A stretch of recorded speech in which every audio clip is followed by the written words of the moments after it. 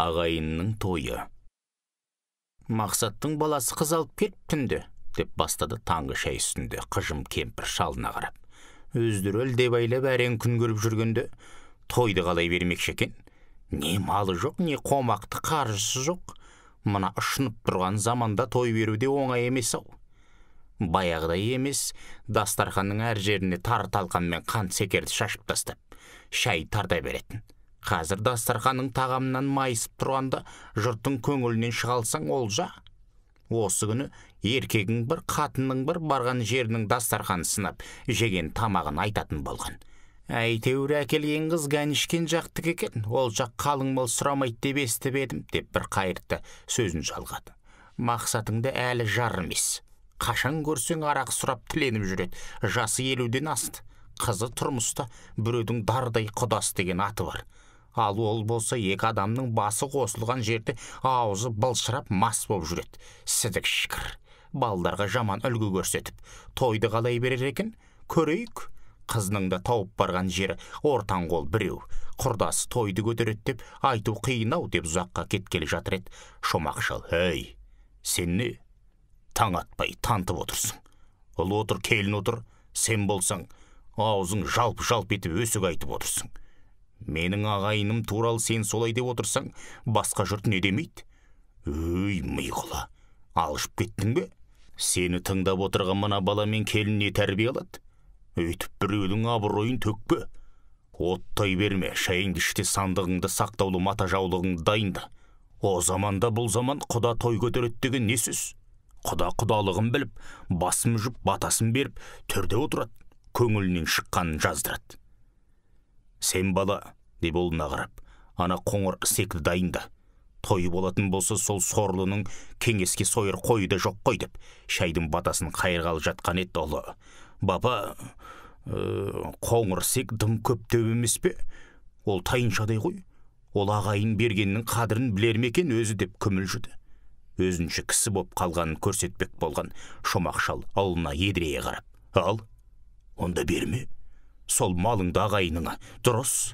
Ертең мен өлгенде мал таппай қаларсың, берме. Сол ісегің арықтамай тұрғанда мені өлтіре сол. Пайда қасып кетсін сол сырты түк, іші боқ дүнияң», дегенде ұлы қызарақтап төмен қарап қалды. «Мен өлейін, содан соң қай ағайынмен қалай араласасың өзің білерсің. Әзірге кімге не беруді мен шешем, түсіндің бе, боқ мұрын?» деп ұлына қарап еді. Қызарақтап отырған ұлы басын көтерместен: «Я, баба, кешір, байқамай қалыппын», деді. Боқ мұрын деп отырған баласы да 40-қа тақаған жігіт. Шомақ шал онымен қоя қоймады. Кемпіріне қарап: «Осының бәрі сен сияқты қақбастардың кесірі. Бала шағаның көзінше ауыздарыңа келгенді оттайсыңдар. Соны бұлар қағып алады. Содан ағайынның арасын алалау басталады. Анау алқаш одан аулақ жүр, мынау пұлды осыған жақын жүр дегенді де айтасыңдар.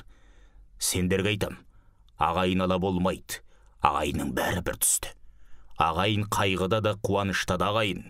Сен кемпір бер қар. Ертең мен өлгенде мені ағарулап жуындырып пәктейтінде ағайын болады. Құдам, қайын жұртым, нағашым, жиенім емес, ағайыным жуындырады. Сондықтан бірден айтар кезде ауыздарыңа абай болып сөйлеңдер», деп шайдың батасын қысқа қайырды.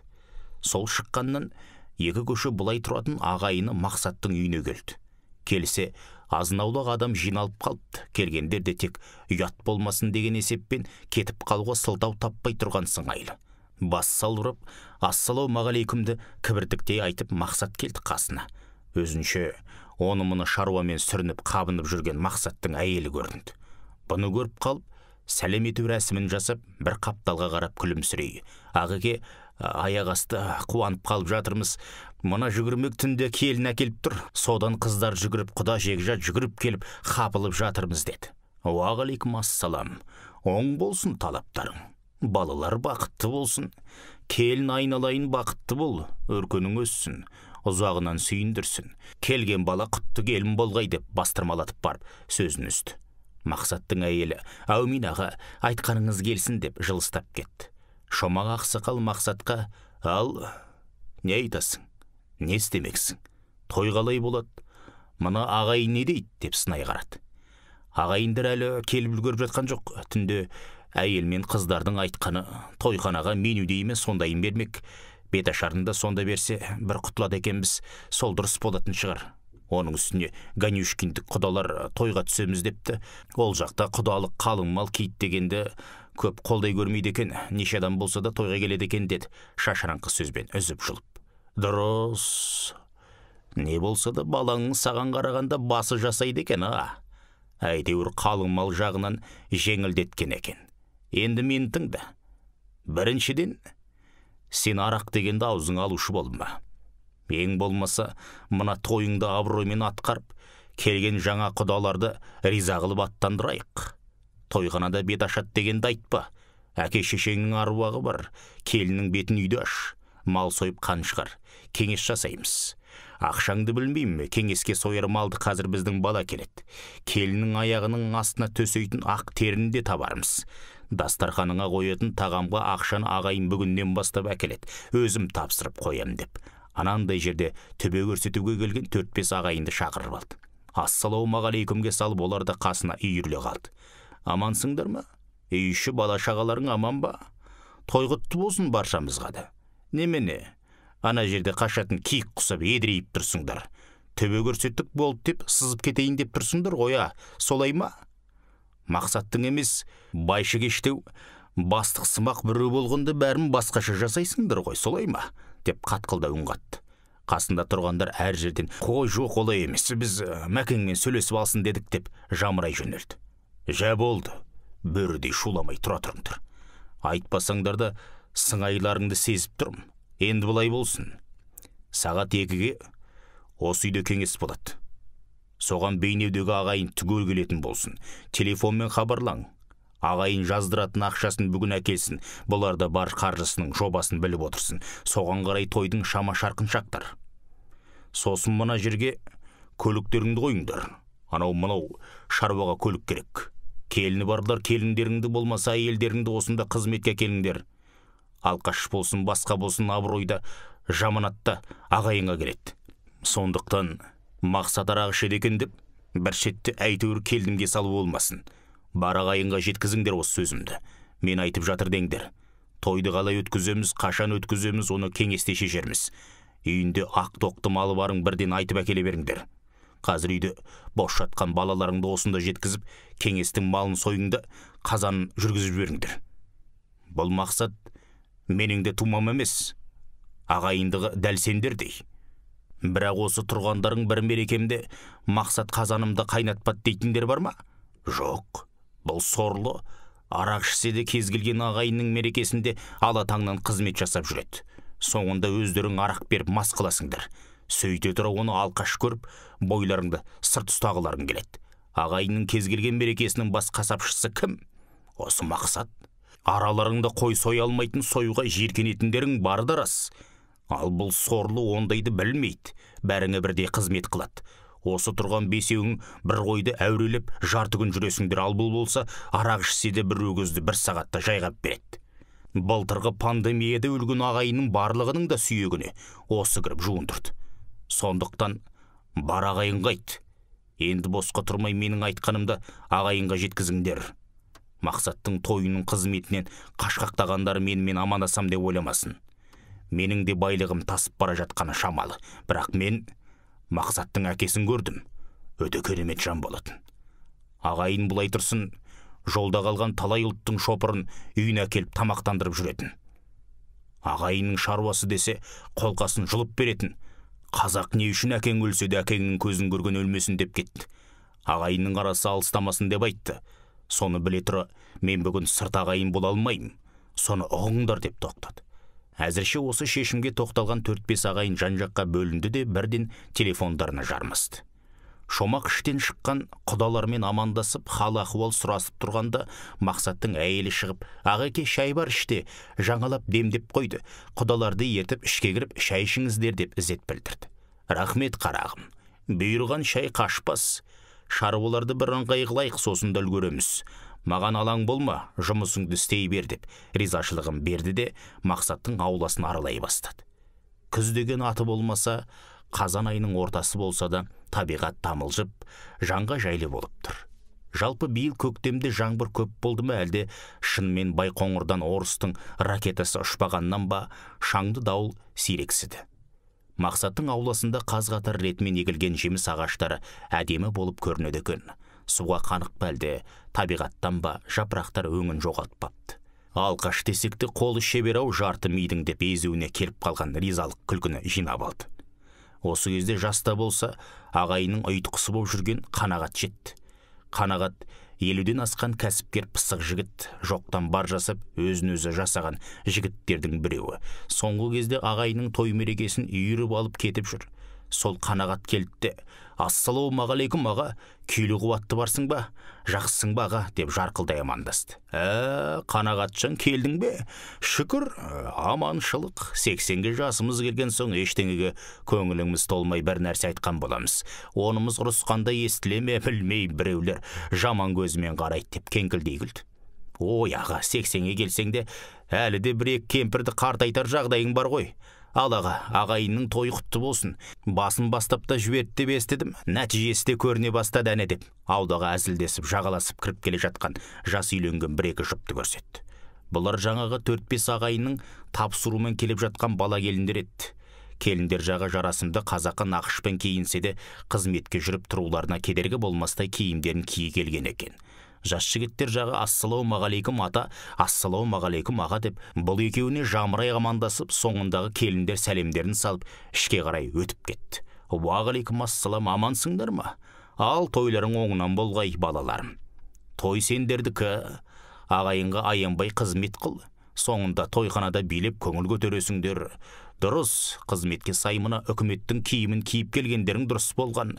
Малдың алды келе бастаса, соған қараңдар. Қазан ошақ құратын үлкен темір ағаш, үй орнататын жерді дайындай беріңдер. Рахмет балаларым деп, оларға рұқсатын беріп болғанда бағанадан телефонмен жағаласып тұрған Қанағат сөзін бастады. Аға, міне, келісіп те қойдым.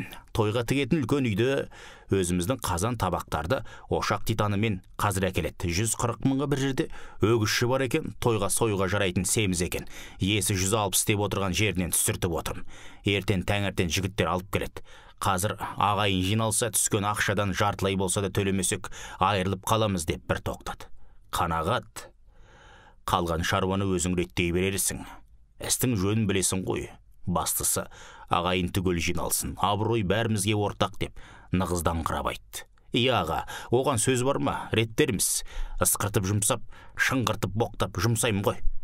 Аға, былай ғой. Таза құдалар тойға түсуге келеді дейді. Оларды Мәкеңнің өз үйіне түсірген ұят болар. Қонақ күтетін үй дайындайын ба? Сонау Ганюшкиннен келген құдаларды палаткіден жасалған ағаш үйге қондырғанымыз жараспас. Қарбаласып жатқан мына жерден оңашаулау күтсек қайтеді. Мына әрі ағайын, әрі көршісі Нәсіпбайдың үйін қолай көріп отыр.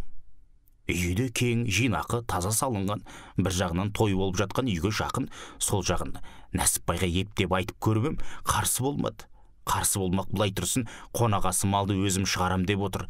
Осынымыз қалай аға деп сұрады. Дұрыс, ондай болса қане, қабымызда сабымызда өзімізден болар еді. Нәсіпбайды немен жібіттің? Сөзді әбден пісірдің бе, ертең пәлем пәштуен деп тұрмасын. Ана бір кетіп қалған келін сені әкеліп берді деп естіп едім, онысы қалай болды деп, шомақ шал Қанағатқа бажайлай қарады. Бала мен келін ұрысып қалған ғой. Бала еркектікке салып, шапалақпен тартып жіберген. Оны естіген келіннің шешесі құдағи аузынан ақ ит кіріп, көк ит шығып келіп, келінді алып кеткен. Нәсіпбай інісі баласы әйелімен барған екен, кешірім сұрап, құдағай көк беттеніп қуып шығыпты. Сосын маған айтып еді ғой, не істеймін, араларында 2 сәби бала бар. Бала ерегесіп ішіп кетеме, ана 2 немерем өгейсіп кетсе қайтем дегесін барғаным ғой. Нәсіпбай мен баласын ертіп алып бардым, ол құдағайды таныйым ғой. Барғаннан айтқаным, біз келінді алғалы келген жоқпыз, баламызға рұқсат сұрай келдік. Сіздер келінді бермейміз деп отыр екенсіңдер, онда баламызға рұқсат беріңдер, үйлендірейік. Алименттен қашпаймыз, 2 баланың бойында біздің қан болса, түбінде табар әкесін. Артық кем жеріміз болса, кешірерсіңдер, ажырасып жатқан адам аз ба, соның бірі болар. Үйлендірсек мүмкін осы жолы бағы жанып кетер, кім білсін деп едім, құдағиға қарап. Ал жеттің арманың, отыр енді, қайтып келген қызыңды 2 күшігімен асырап. Кімнің несі кетеді, біз мазақ боламыз. ой аузынан ақ ит кіріп көк ит шыққан жетесіз албасты деп қыздың әкесі әйелін тықсыра бастағаннан ақ мен баланы түртіп қалып келіннің бөлмесін ымдадым. Оның есіктің ар жағынан баспалап тыңдап тұрған ішім сезіп отырған. Сонымен 10 минуттан соң бала келінді жетектеп шықты да, біз ажыраспаймыз, үлкендер кешіріңіздер деп келін сәлем етіп алдымызда тұрды ғой. Сол ғой бар әңгіме. Негізі құдағайдан шыққан бәле сол қызын бөлек шығарғысы келіп жүрген. Бала мен келін бір-біріне үзіліп тұр. Құдағай, біз қайта-қайта алдына барып иіле берсек, қызымды бөлек шығарыңдар дегісі келген шамасы. Менің сөздерімнен соң сасып қалған кешірім емес баланы үйлендіруге рұқсат сұрағасын. Бар әңгіме осы аға, деп темекісін тұтатты. Дұрыс дегенсің. Қызын алдым деп бұға берсең сұға беретін құдаларда болады екен үшке орай. Оның жөн болған екен. Бізге қалғаны кеткен қызымыз жыламай, келген келініміз күлімдеп жүрсе болады да, деп шомақ шал сөзін тұйықтап тұрғанда өз баласы келді. Қанағат аға, ассалаумағалейкум. Баба, малда келдім. Не істейік, соя берсін бе? Деп сұраулы жүзбен қараған еді, аулына деген таңертеңгі қыжылы басылмаған шал. Жоқ, атаңа нәлет. Шомылдырып, жүнін бойып төрге отырғызып қойыңдар деді. Мына Қанағат ағаң тұрған жоқ па? Осы шешеді қалған әңгімені. Осыған бағынасыңдар. Қанағат не дейді сол болады. Тұрмаң енді ерте күнді кеш қылып. Бар шаруаларыңа деп бұрқ етті. Бала да Қанағат та шалға көрсетпей мұрындарының астынан мырс етті. Қанағат шалдың баласын ертіп қазан ошақ жаққа кетті. Барғаннан дауысы өктемдеу шығып жастарды жұмсай бастады. Сол арада там-тұмдап келе бастаған ағайынның да қарасы көбейді. Келгендер келе шомақ ақсақалға амандасып қауқылдап жатса, әйелдер жағы кәмпиттерін шашып мәре-сәре қылып жатты. Кеңес бірігіп тойғыза бастады. Кеңесті Қанағат жүргізіп ағайынға жалпылама түсіндіріп сойылатын ұсақ мал мен өгізді айтты. Осы жерде жиналған ақшадай той малы өгіздің де ақшасын шығарды. Кеңестің аяғын ала бастық сымақ ағайын әкімдікте істейтін хакімде келді. Жалпылама амандасып жатқан ағайынның бұрын туралап бір шетте орындықта отырған шомақ ақсақалға келді. Ассалаумағалейкум аға, қалай күйлі қуатты бармысыз? Қал жағдайыңыз жақсы ма? Жеңешеміз қалай қуатты ма? Тойғытты болсын, кеңес бергісін деп шалдың қолын алып қошемет көрсетті. Уағалейкум ассалам, амансың ба? Жағдайың жақсы ма? Қайда жүрсің күн ұзақ? Мына мақсат туыстық жағынан саған жақындау ғой. Келін келді дегеннен осы үйдің алдынан көгермейсің бе? Жұрттың соңынан келіп отырсың. Әлде аңдысын аңдыдың ба? Кім барар дедің бе? Деп тиісе сөйледі. Жоқ аға, жұмыс қой біздікі сол. Ауданның шаруасы бітеме, былай кете берсең бастықты іздеп қалама дейсің. Жұмыстан жаңа босап шыққаным осы. Келін Ганюшкин жақтікі дейді, құдалар тойға келеді деп жатыр. Кімдер екен? Қандай адамдар екен деп хакімде шала шарпа ақтала сөйлеп қалып жатыр. Шомақ шал жан-жағында ешкім жоғын байқап қарап алды да зыбарлыны сыбырлады. Саған айтарым, есіңде болсын. Сен қызмет мансап үшін кіммен жолдас болсаң да, кімге өктемсіп, кімге жалпақтасаң да маған бәрібір. Мен сол баяғы тентек шомақ боп қала берем. Сендерге батырып ашылатып айтқанда бір нәрсені ұғынсаңдар деймін. Сенің мансабың патшаға теңеліп тұрсаң да, барар жерің қара жер. Міне сол кезде сені пәктеп, арулап көметін акимат емес, мансабың емес, қызметің емес, осы алқаш, тентек, кедей, саудагер деп айдар қойып жүрген ағайының көмет. Соны біл. Елдің тарихын акимат пен әкімдер жазбайды. Елдің тарихын ел жазады. Ел аузындағы тарихты бүгін қасыңда қолпаштап қолтығыңа кіріп жүргендер емес, сен мүлдем білмейтіндер жазады. Себебі тарихты халық жасайды. Өзің көрдің ғой, қаңтар оқиғасын жасаған халық екенін. Халық ештеңе білмейді, халық топас тобыр дегеннен арылатын уақыттарың болды ғой. Кейбіреулерің ойлап жүргендей, әкімшілік ақсүйектер халық құлқытан емес. Оны халық дәлелдеді. Қажет болса тағы да дәлелдейді. Бар енді ана ағайынның арасына бар. Солармен бол деп сөзін аяқтады. Осындай қызықтармен, шыжықтармен той күні де жетті. Қазан-қазан ет асылып, шебер бір палаушы палау басып жатыр. Ағайынның бар баласы осында. Шаруа ретімен жүріп жатқанына Шомақ та Қанағат та мәз. Құдалардан бұрын Мақсаттың Ақтөбе жағындағы бір-екі әскерде болған жолдастар келіп жетті. Таңдағы пойыздан Талдықорған жақтағы бір досы келіпті мыс. Бірақ оны Шомақ та Қанағат та көре қойған жоқ.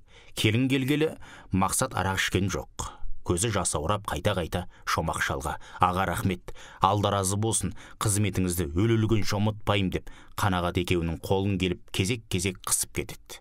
Сондай бір келісінде Шомақ ақсақал Мақсатқа: «Әй, тоқта, қайта-қайта алғыс айтып мейімді мезі қылма. Ары қарай қалай өмір сүресің, соны ойла. Тойды өтер, ағайынды тарқар, бәрі де басылар. Тойға түскен ақшаң қарызыңды жаппасы анық. Сен бір жолата арағыңды қоймасаң, жағдайың түзелмес. Себебін айтайын. Адамға бақ, мал, дүние, мәнсіп кейпінде кездеспейді. Адамға бақ, адам кейпінде кездеседі. Саған кездескен бағың әйелің ет, бірақ сен арақ ішіп қадірін қашырдың. Енді мына келінде балаңа сонау Ганюшкиннен жолыққан екен. Азаматым деп етегінен ұста берген екен. Яғни бұл келінің де аяға құр емес. Соны үркітіп алмаңдар. Ойлан інім, сен қанша арақ ішсең де арамдығың жоқ. Сол ниетіңе Құдай береді, тек содан айырылып қалма. Егер осы айтқаным келсе, Құдайдың бергенін сезсең тоқтал енді. Түсіндің бе? Деп Мақсатты ойландырып қойды. Тойдың боларынан болатысы қызық деген кезеңнің бірінде кеше тойдың қонағасы уақытында Жанпейіс деген ағайын інісі тойға қызмет жасап жүрген жігіттердің арасында бір әңгіменің шетін шығарды. Шомеке, осы мына Орал жағында ер адамдар қазан ошаққа араласпайды, мына Ганюшкиннен келетін құдалар жағы да қазанның басында жүрген біздің жігіттерді көріп, ыңғайсыз көріп қалмай ма деген. Шомақ ақсақал қонағасыда отырған жұрттың бәріне естірте: «Иә, Жанпейіс, сөзіңнің жаны бар. Біздің жігіттердің қазан жақта жүргенін айып көретін аймақтары бар. Енді олардың бәріне ел аралап барып түсіндірмесек те осы жердегі жастардың құлағында қалсын. Біріншіден, той бұл үлкен мереке. Үлкен сыйлы қонақтар келеді. Ақ бата, ақ тілекке асылатын ағадалас. Сондықтан да бұл ас рухани таза болуға тиіс. Себебі ақ батамен қатар өлі аруаққа Құранда оқылады. Сондықтан да табиғи жағынан да таза болу тиіс. Егер осындай үлкен астың қазан басында әйелдер жүрсе, арасында бір әйелдің етек кір келіп жүрген болса, онда ас харам болады деген түсінік бар. Ол күнделікті үйдегі кәстрөлдегі асқа қатысы жоқ. Қай әйелде құрттақандай кәстрөлін таза ұстай алады. Сондықтан күнделікті ас пен үлкен тойдың асын шатастырмаңдар. Екінші нұсқа, ертеде осы Маңғыстауда ас болуымыз. Елдің игі жақсылары жиналған сол аста байдың тоқалымен сөз байластырып жүрген құл қалмақ тамақты улап қашулы. Міне сол оқиғадан соң бұрынғының шалдары үлкен астарда қазан басына әйелдер келтірілмесін деген ұйғарым жасаған. Бір жағы астың рухани тазалығы болса, екінші жағы сақтық шарасы деп естідім. Мен білетінім осы деп аяқтаған соң, сол сөзге бәрі ден қойып, ар жағын ешкім мыжымады. Міне сол тойдың беташар сәті таяп қалды. Келіннің бетін түс аумай ашу керек, нағыз дәл уақыт сағат 11 деп ұйғарған ағайын тықыршып жүр. Себебі Ганюшкиннен келетін құдалар келіп қатысу керек. Сағат болса 10-нан өтіп бара жатыр. Мақсаттың әскерде болған жолдастарының басы бірге болар, өз алдына мәресәрі. Мақсат Талдықорғаннан келген досым деп екі иығына екі кісі мінгендей нар тұлғалы бір жігіт ағасын ертіп келіп Шомаққа көрістіріп амандастырды.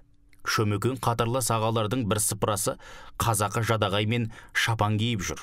Соңғы кезде тойы болсын, басқа бас қосу болсын, үлкендер жағы осындай жадағай шапандарды өздеріне арнап шақтап киетін үрдіс болған. Есік алдында жаулықтары қардай әппақ, кейбірінде ақ кимешек әжелері отыр, қонған қаздай болып. Бір әженің қасында ақшыл боз тоқтының терісі дайын жатыр. Міне, құдалар мінген Альфард деп аталатын екі мини автобус ауланың тұсына тоқтады. Шомақ сағатына қарап, сағаттың 10:30 екенін көріп, дәл келді деп риза болды. Екі мәшинеден арыла түскен әйел еркектің саны 14-15 қарайлас. Екеуі жалданған шофер болса, онда барлығы 12-13-тен аспасы анық деп Шомақта топшылап үлгерді.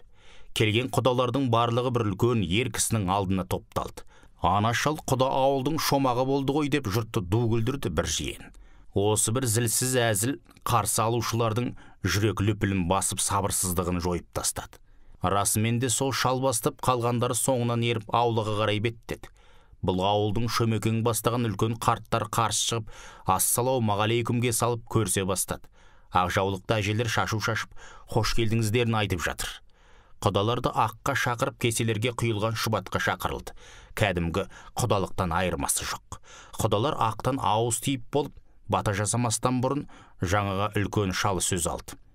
Құрметті ағайын, Ауылдарыңыздың үлкені кім? Менің сұрағыма жауап бере алатын адам бар ма? Әлде мақсат құдамен сөйлесе берейін бе? Деп жан-жағына сұраулы жүзбен қарады. Алдыңғы қатарда тұрған шомақ ақсақал шығып, ал құда, қадамыңа гүл бітсін.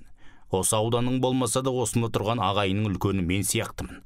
Айта бер бұйымтайыңды деп даусын кенет. Құда мен бұйымтай айтатын айран сұрап келген түгім жоқ. Немеремнің беті ашылып осы адуында айбында ауылға келін болған көзіммен көріп бірге қызықтағалы келдім. Енді маған мынаны айтықшы. Менің немерем жыламай жүреді деп уәде бере аласың ба? Әуелі Алла қала берді мына дүйім жұрттың көзінше. Жоқ, уәде бере алмасың, осы жерден келген ізімізбен қызымызды алып кейін қайтамыз. Уәде берсең бүгін күндізгі де кешкі де тойына қатысып бұйырған асымызды ішіп ертең жүреміз деп шомаққа сынай қарады. Талай той, талай құдалақты көріп жүрген ағайынға мына сұрақ тосын болды. Шомақ сәл кем ойланды да, уа құда, уәде құдайдың аты деген, анағанда мынағанда тыққылап ол кісінің мазасын алмайық. Бірақ мына алдыңда тұрған әйел адамдар, әсіресе жас келіндердің біреуінің жүзінен жылау, уайым, адам аярлық дидара көрсең, рұқсат қыздарыңды қазір шығарып берем. Бірақ осы жүздері балбұл жанып тұрған келіндердің арысы, Өскемен, Семей берісі, Астрахань, Атыраудан осылардың періштедей пәк жүздері мен бақытты келбеттер менің мың уәдемнен артық болмай ма, деді. Ганюшкиндік құда мына дом культурдың қызметкерлері сияқты киініп тұрған жас қыздардың бәрі осы ауылдың келіндері ме? Тоба, мен бұларды жалдана келіп тойға арнайы киінген әртістерме деп тұрсам, болды, сөзімді қайтып алдым. Мен немеремді осындай бақытты келіндер арасына қалдырар болсам, ұйқым тыныш екен. Алла разы болсын құдалар, айып етпеңіздер, жат жұрт бөтен ел деп біртүрлі болғанымыз рас еді. Ал ендеше қолдарыңды жайыңдар деп білетін батасын беріп жіберді. Жас үлкен құдаларды алдын ала дайындалған Несіпбайдың үйіне ертіп кетті. Жастау жақтар мен әйелдері бет ашар көреміз деп қалып қойды. Сағат дәл 11-де ащы дауыспен қазақы мақаммен асаба келіннің бетін ашып берді. Үлкен дөңгелек ағаш үй формасындағы темір үйдің іші ою өрнекпен әдемі нақышталып көздің жауын алып тұр. Келген құдалар мен ауыл ақсақалдар сол үйге шай ішуге жайғасты. Асаба кезек-кезегімен арақ шарапсыз тілек айтқызып әдемі әзілдермен тойды қыздырып жүр. Осы әңгімемнің тұздығы, осы әңгімеге себепші болған жай осы жерде болды. Мақсаттың Талдықорғанның қапалынан келген жолдасы сөз алып көпшілік жұртқа қарап, құрметті тойға жиналған ағайын, мен жер жанаты Жетісудан келіп тұрмын.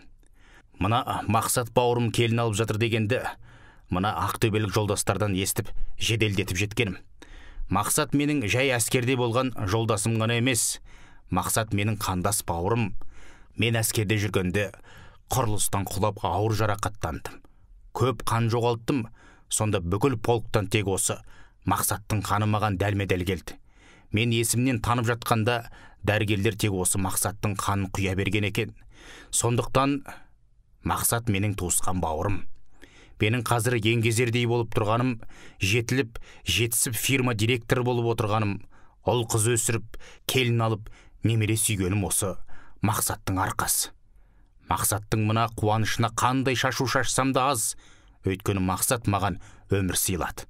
Сондықтан ағайын, бауырым Мақсат, менің азнаудақ шашуымды қабыл ал. Тойға шашуым деп, құрдастың қолына 5 миллион теңге ұстатуға рұқсат бер. Және мына үйленіп жатқан балаға мінгізген атым Toyota Camry көлігім бар. Су жаңа емес, бірақ уақытында май суын ауыстырып тұрса қолыңды май қылмай 10 жыл мінесің деп қомақты пакетті Мақсаттың әйелінің қолына ұстатып. Мақсатқа қораптағы бір нәрсені ұсынып тұрып, Мақсат есіңде ме, біздің уақытымызда командир сағаты арман еді ғой, мынау сол командир сағаты, артында бауырыма, бауырдан деген сөз жазылған дегенде жұрт дуылдап кетті. Анық 3-5 минуттай асаба айтарға сөз таппай тұрып қалды. Мақсат сыйды қабылдап тұрып, шомақ ақсақалға қарап тұрды. Адамға бақ, мал ақша мансап кейпінде кезікпейді. Адамға бақ, адам кейпінде кезігет дегені есіне түсіп тұрды. Соны түсініп тұрды. Шомақ ақсақал басындағы қалпағын шешіп, басын бетін орамалмен сүртті де, қасында тұрған қанағатқа Бұйырса бұл ағайынның да түтіні түзу шығатын болды дегенде, заты қағылес қанағат яға. Солай болатын сияқты, Құдай көпсінбесін деді. Ағайынға сынай қарап отырған шомақ ақсақал, Алла, осы ағайынның алдында абыроймен ала көр деп күбірледі. Бұл шалдар кешегі жаудан емес, үйде өлуде намыс көретін шалдардың соңғы жұрнағы еді. Жаудан өлмесе де, абыроймен өлуді ойлап тұрған шалдар неткен ғажап ең. Абыройымыз артып, ағайын аман болып, тойларда кездесейік ағайын. Соңы. Авторы Кенжебаев. Бейнеу. Оқыған Қуат Ахметжанов.